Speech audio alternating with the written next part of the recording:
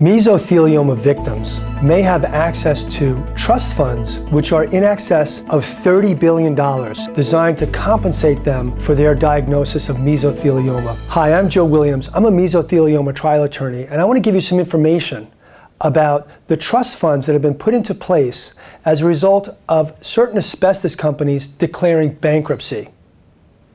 Now, over the course of the last decades, there have been more and more lawsuits against the entities, the corporate entities that made or used asbestos products and caused exposure to workers, which gave them mesothelioma. In order to avoid the liability of these lawsuits, many of these companies, these corporate entities, have sought out in the bankruptcy courts to reorganize their business.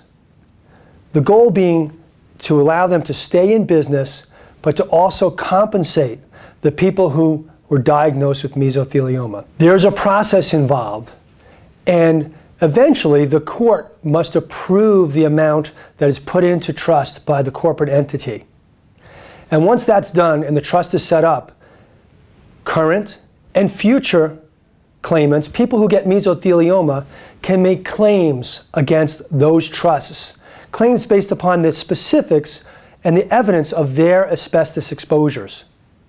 Now, it's important to know that there's up to 60 different trusts that have been established over time, and these trusts are funded with different amounts, but the total amount is in excess of $30 billion. I'm Joe Williams. At our firm, we deal with mesothelioma victims and their families and the different claims that they have available to them every day. You have questions about mesothelioma and about the asbestos bankruptcy trusts that have been set up to compensate victims of mesothelioma and their families. I invite you to call our office. We can answer your questions. Thank you.